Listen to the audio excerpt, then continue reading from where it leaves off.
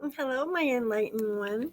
Welcome back to my channel. And if you're new here, thanks for stopping by. And I hope you like and subscribe because it really gets my content out there to help other people, such as yourselves, that are looking for a little knowledge and a little bit more enlightenment in their life. Again, welcome to my home. Today, we are going to be talking about crystals and crystal magic. And I actually want to prove that there actually is a consciousness to these lovely beings. So, first of all, what are crystals here for? Crystals and stones are Earth's gifts to use as talismans and treasures as part of a druid practice. They offer guidance, protection, and healing, which allows us to reconnect with Mother Nature and tap into the divinity that surrounds us. So it's funny because the Druids way back then, they had a respect and reverence for nature and all its creatures, and they believed that a spirit was in everything, including trees. You've heard of knocking on wood. That's knocking on the tree to wake up the spirit in the tree. That's where that term knock on wood comes from. But all these lovely things they believed existed, and they actually believed, too, that a crystal, which is really crazy. This is my Herkimer diamond. This is Agora. This is my lovely, lovely friend. We're going to work with her soon in a few minutes. But anyway, Agora is actually a Herkimer diamond, which is another form of quartz. It's a very, very clear quartz. It almost looks like water on the inside of it. She's really amazing. I use her for divining for things, looking for things. I use her for healing. I use her for finding sickness in somebody's body. She's really amazing, and she tells me wonderful things. So you can commune with these lovely, lovely beings. But the Druids did have one belief. They believed that they are living, and they believe that they drank water once a year. So once a year, Druids would give them one drop of water for every crystal, because some crystals, of course, water's not very soluble for them. So kinds of crystals that you want to work with. So these are lovely crystals here. Your amethyst, you have to be careful. People don't know this, but you don't want to leave it in the windowsill. For those people who like to put stuff out in the sunshine, you don't want to leave it in the windowsill or a very bright sunny spot, because it will lose its purple color over time. So that will disappear. Obsidian, tourmaline, any of these darks, hematite, any of these darker stones, these are more used for protections and stuff, to help and aid. Tiger's eye at the bottom there, that would help in bringing money, say if you were doing a money spell. So that's really cool. Now let's talk about shapes of crystals. Shapes of crystals, double terminated. Excuse me, usually has a point at one end, okay, and at the other. The grounding, these are just showing you different ways, the facets, what they consider. There's actually one called the Isis, and it almost looks like the trigger one there, that facet that's at the very top all the way there. Anyway, so there's Isis, there's different types of shapes of stones. There's different types of crystal meanings. The pyramids, remember, pyramid of power is very powerful, so that's great to use. I will show you in a moment. I have a crystal grid set up on the table next to me, and it does have a power crystal pyramid in the center of it. Raw as opposed to tumbled crystals, and this is my feelings on this, and everybody's feelings differently on raw as opposed to tumbled crystals. If you take a crystal that's raw from the element of earth, it is actually very, very powerful. But your tumble stones, the energy kind of gets tossed around and gets tumbled around. So it's more of a subtle energy. So that would be a good stone to carry around in your pocket, are your tumble stones. But your raw stones that you really want to bring power into, maybe a sacred circle or into some other magics that you may be working on, those would be your more powerful stones, would be the raw stones. Then you have your clusters. Some stones you need to be careful of too. Do look into the types of stones that you're working with, because I'm going to tell you why. Okay, so this is malachite, okay? I'm holding it in my hand and I'll lift it up for you in a minute, okay? Malachite, which I'm sure you have all seen You're all familiar with it, malachite, okay? It almost looks like plastic, okay? Well, malachite in its raw form looks nothing like malachite. So this is malachite. Sorry, I'm trying to move it right for you so you can see it. So this is malachite in its raw form. So one thing about malachite and people don't know is if you're wearing this around your neck, um, you're causing hazards to your health because this malachite can actually is toxic. There's a powder that gets dispersed by handling it, and I believe it's a copper powder, I believe is what it is, and it can cause breathing disorders and cause other health issues. So my point of bringing this up is just make sure that you know the stone that you're going to work with. I'm wearing a very beautiful Lemurian stone. Lemurian stone is another form of quartz crystal. It's very, very beautiful. It's supposedly supposed to be set here by the aliens. They usually come from Brazil, Lemurian stones. So if you're ever looking to buy a Lemurian stone, they can be costly. Make sure that it did come in from Brazil because that's usually the areas that they come in from. So from that, we are going to go on. Why would you want to work with crystals? Well, one reason to work with crystals is for extra protection. You can actually program crystals to do things for you. And these wonderful, wonderful beings will actually aid in your magics and your protections and whatever you ask them. Healing people, I use them all. I'm a Reiki master. I use them all the time on healing people. They are wonderful. I use them to remove attachments, believe it or not. They are amazing. Another thing, this is the malachite. This is what malachite would be used for, is fending off the evil eye, witchcraft, evil spells, so forth. Draws out deep feelings and helps break unwanted ties, outworn patterns, and teaching how to take responsibility for your actions. But again, if you're going to work with malachite, please, please, please take precautions. Wearing it in a bag. They have little shaman bags. They're about this big. I have a couple. They're great because that way it's not exposed to your skin. Do take it off at night because you don't want to sweat and exchange energies here. So I'm going to blow your mind right now because I wanted you to know this, that a quartz crystal is neither a solid nor a liquid. Take a moment and think about that. It is not a solid, it is not a liquid, and it is not a gas, okay? All right.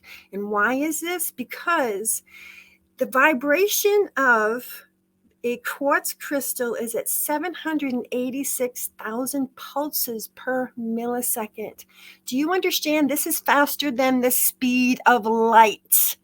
That's insane. So anyway, I just wanted to share that with you. And the vibrational axis of a quartz crystal is connects you to the universal energies, to the axis of the universal energy. So that's really cool. This is how crystals work. We have a consciousness to our bodies, okay? People call it the Christ consciousness or the source consciousness or the universal consciousness. This is a part of you that continues on after you die. Okay, so these crystals have the power. They tap into the consciousness, even though a crystal has been ripped from the ground, from Mother Earth, okay, ripped away from the ley lines that was feeding it, that was helping it to grow. It still is connected, even though it is a part, just as us, as above, so below. Even though we're here, we're still a part of God, okay, or source, or whatever you believe in, okay. We're still a part of that, even though we're in a different place. So you can remove a stone from the ground and still have it be very, very powerful and very effective, even though it's not connected to Mother Earth anymore. It still is. I am going to tell you a misconception right here. People say you have to cleanse your crystals. Have to charge your crystals. You do not have to charge your crystals. And this is why I'm saying this, okay? In order to charge your crystal, you are telling me that a crystal is like a battery, that it will run out completely and not work completely at all once it is dead. That's not true. Crystals are always oscillating. They never stop their vibration. but you want to cleanse the energy of them, okay? Because when they lose their oscillation to the natural oscillation, which is called the Schumann resonance, okay, of Mother Earth, okay, when they lose the oscillation to it, there's natural fault lines in crystals, and they will snap and crack on those fault lines and can snap in half. So cleansing the crystal is what you want to do. The first thing you do when you just bought a crystal from the store. Oh, I'm so excited. We're going to go home. We're going to play and make pancakes. Okay. So you got this beautiful crystal. The first thing you want to do with this crystal when you get home is to cleanse the energy of it. Why? Because everybody has touched this crystal. You don't want people's energies in there. You don't know if they were good people, bad people, happy people, sad people. You don't want that energy in that crystal. So few ways that you can actually cleanse a crystal is if you know that salt doesn't hurt a crystal, you can actually set a crystal in salt overnight. This works wonderful. The salt will draw out any negative energies for it, and it leaves the crystal minty fresh. No, I'm just kidding. It puts the crystal back to its regular oscillation. My favorite way of cleansing all my crystals at one time, which is so amazing how this works, is my singing bowls. When you raise the frequency up high above each crystal that's in your home, okay, you raise it. I will play for 5 minutes, and then I'll hear done in my head. And when I hear that word done, I stop, and all the crystals drop back down to their natural oscillations, back to the Earth's energies. I cleanse them with sound. That's amazing. That's really cool. And it's really fast because I have hundreds of crystals over here. Here, I'll pick them up for you so you can see. But I don't want to have to pick these all up and put them in the window and charge them and do this and do that with them. Now, if you want to do moon magic, absolutely. Take your crystal and put it in the moonlight and let it sit there for the night. It connects you with Selene or Bridget or whatever goddess you're working with that's in the moon. Okay. And you're bringing that magic, that dark magic into your life. And I'm going to tell you the difference between dark magic and black magic. Okay. Dark magic is magic you do at nighttime. You cannot do it during the day, so you have to wait for it to be nighttime. Okay. Black magic. Okay. That's your satanic magic. Okay. That's the negative stuff that you don't want. Okay. So dark magic, okay, is working in the darkness, working with light forces. Okay. And black magic is your satanic forces. Okay. So now you know the difference. Okay.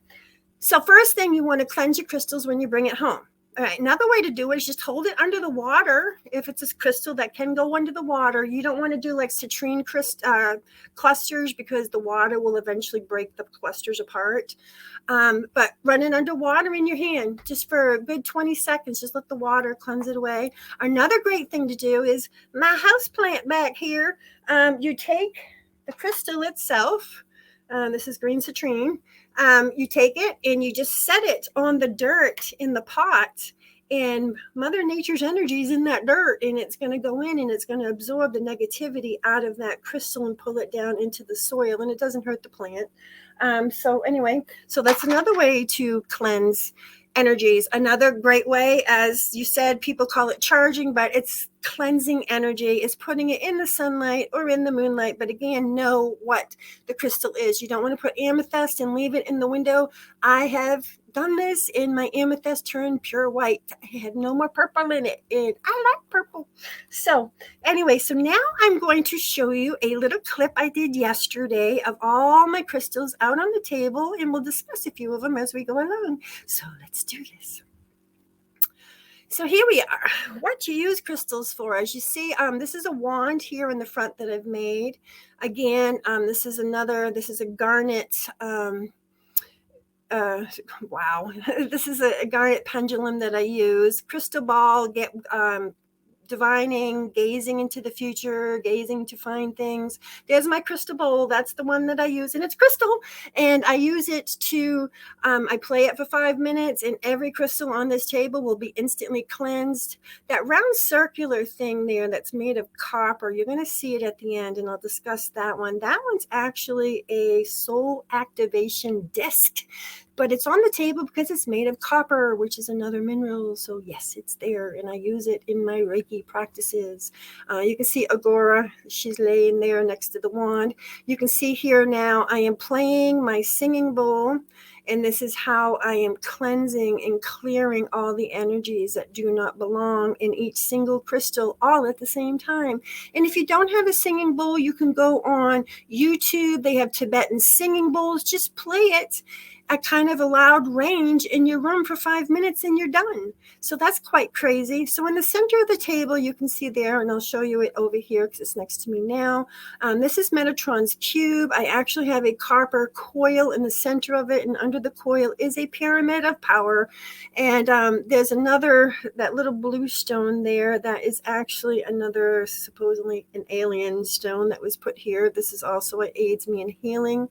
That is a raw piece of amethyst I am setting down now right there. So that's raw. So that has more power, more strong power, as opposed to the polished amethyst that's been bounced around in a thing for a few days. That's jade there with the little heart that's attached to it. And again, that's Agora. My mica is great. Mica, that look mirror, that's great for sending negativity back to people. That orange stone there, that's kind of in the middle, right by the other pendulum, that is called a dragon stone. It represents the element of fire. It's very powerful. This is my wand, or my staff, that I'm showing off here. That I made. And again, these have very powerful crystals. I've also programmed these crystals with Christ consciousness, the one I just set down, that actually has the power of God in it. You can do and program anything to come through. They are gateways. They are wonderful. You can use them for everything. The selenite there, the long staff one there in the center of the table, the white one, that's the one that you never have to cleanse and clear, because it illuminates from within. So it's always constantly renewing itself. That's the one that will feed every crystal on that table. Selenite is amazing. That is a selenite candle holder too in the back there, next to the crystal bowl. And then to the left, to the black crystal ball, there is a that is rose quartz candle holder.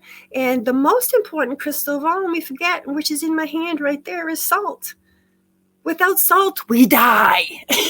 So this is the most important crystal to me of all. It helps cleanse my body and get negative things off of me. I use it to set up borders and boundaries, and it keeps me alive. I have a great relationship with salt. But the funny thing is people forget. You program your crystals. You tell your crystals what you want. Program and do the salt the same. The salt are little tiny crystals. Why not treat them the same as you would a bigger crystal? As you can see here, these are chakra crystals. I actually put those on people's bodies when I'm activating their chakras and doing Reiki on them. So as you can see, there's a few geodes. There's my Herkimer diamond, and again, there's a lovely malachite there, the poison. And so anyway, all these gemstones, citrines in the back there, and we just got a bunch of lovely stones going on here, and it's, I can't have enough. I have more crystals than I do friends. There's smoky quartz going on there that's polished. That's a piece that Sarah made for me. And there's my little let's see, trying to see what else we got going on in here. So anyway, so basically, and that's my Metatron cube there. And it's the platonics of the universe. I'm trying to activate good energy to come into my house. So that is that. So let's move on to the next thing, how to program crystals. So when programming a crystal, the point of doing this is to focus energies on a specific goal or intention or desire. A programmed crystal becomes more powerful by doing this. So I'm going to show you how to program a crystal. Hello, beautiful. Always greet the crystal, because there is a consciousness to it, and I am going to prove that to you here shortly. Always be respectful. These puppies will work with you and heal you. I have done amazing things with crystals, so be respectful. Seriously, be respectful. So anyway, read it, and then I put my hand on it. You want your power hand on the top. So if you're left-handed, it will be your left hand, and if you're right-handed, it will be your right hand. I just focus my intent for a moment. Can you please bless and consecrate all that you touch, remove negative energies from their energy fields, from the etheric bodies, and help me to heal all. Thank you. And then usually, excuse me, what I did was when I had all my crystals out at the table, it was time for their yearly thing. So I sprayed them all with holy water, just a light spray. So they've all had their drink for the year. The other thing is too that I want to stress about crystals is that when you don't use them and you let them sit and get dust and they just collect in the corner, they actually will become dormant. They will go to sleep because you're ignoring them. But you don't have to pick them up and handling them, believe it or not. Just connecting with it. Say, get up in the morning, have a cup of coffee. Good morning, my crystals. That's all you have to do is put that intent out there. It sounds crazy, but it does work. And I'm going to prove to you right now. All right, so this is, as I said, this is my beautiful Agora. So what I'm going to do is I'm going to try to hold my hand as steady as I can, okay? So the first thing I'm going to say is she's already excited. She's already starting to go. So hello, Agora. Can you say hello? All right, see it there. That's her being excited, okay? I'm going to ask her to make a circle. Can you make a big circle for me? And there she goes. She's starting to make the circle. Can you stop and go in reverse? We're going to reverse the circle now. Sorry, I'm talking and I have to... Okay, she stopped. Now she's going to reverse the circle. Reverse the circle. There she goes. She's reversing the circle now. Excellent. So if you ever want to use a pendulum, this is called the fob. The part where you hold it is called the fob. A pendulum basically is any weight that's hanging from a string. You can use a ring. You can use crystals. You can use metal. You can use anything that you want to use, okay? So the whole idea is to hold it from the fob. Okay. And Agora is my name, Catherine. So you want to find your yes answer. So yes. Okay. See the way she's going back and forth? That is her yes answer for me. Yes, that is my name, Catherine. Can you stop? Now I can wait for her to stop, which she's stopping now. Or the easiest way, I'm doing this now, okay? The easiest way to stop a pendulum is to pull it straight up in the air. And when you pull it straight up in the air, the pendulum will stop moving. So anyway, so I'm going to try to hold my arm up here and get you situated. So let's see if we can get her to do something for you. Okay, Agora, can you stop? There we go. All right, there. I need to hold her from the fob. Okay, there we go. Agora, can you swing back and forth the other way? There she goes. Okay, so now she's swinging back and forth. Agora, can you make a circle for me? A big circle?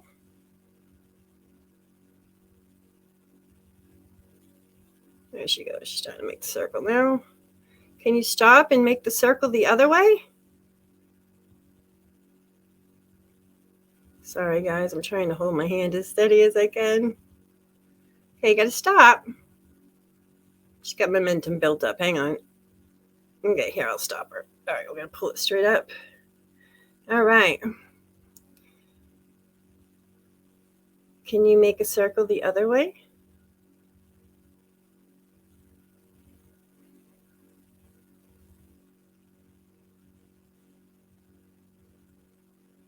Okay, good. Now can you make the circle the other way, Agora? Agora.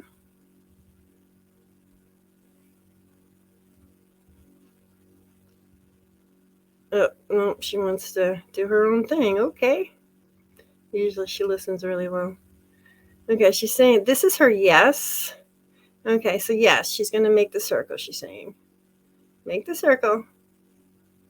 There she goes. It's hard for you to say, sorry. But she is making the circle. So she was doing a big yes there. So, Agora, do you love me?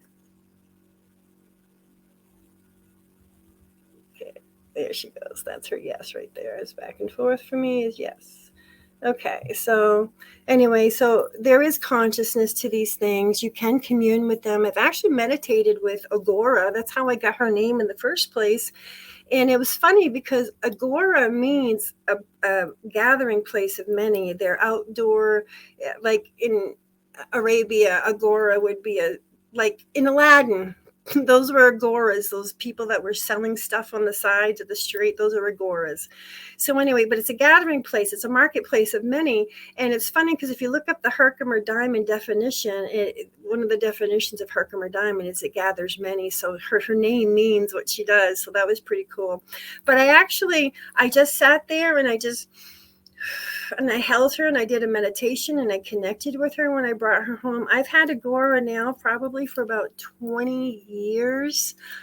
She really is amazing. And this is how amazing she is. I can actually hold her up in front of people and have them connect with her, not tell me what they want her to do. So they're going to ask her to go back and forth or make a big circle or go the other way or whatever. And she gets it right every time. She blows people away. So she's really quite amazing. Thank you, Agora. So anyway, so that is Agora. So what to use crystals with? Again, this is the Metatron's cube here. This is Platonics of the universe. And I'm going to show you the one that I made. This is the one that I made, kind of hard to see a little bit, but as you can see, I have copper to funnel down the energy in, and then I have a pyramid going on here at the center, which would be the heart chakra of it. Anyway, so again, it's for peace and for protection in the house and to put in good angelic energies into my house because I have to keep the vibration high here. So that's pretty neat. And let's see here.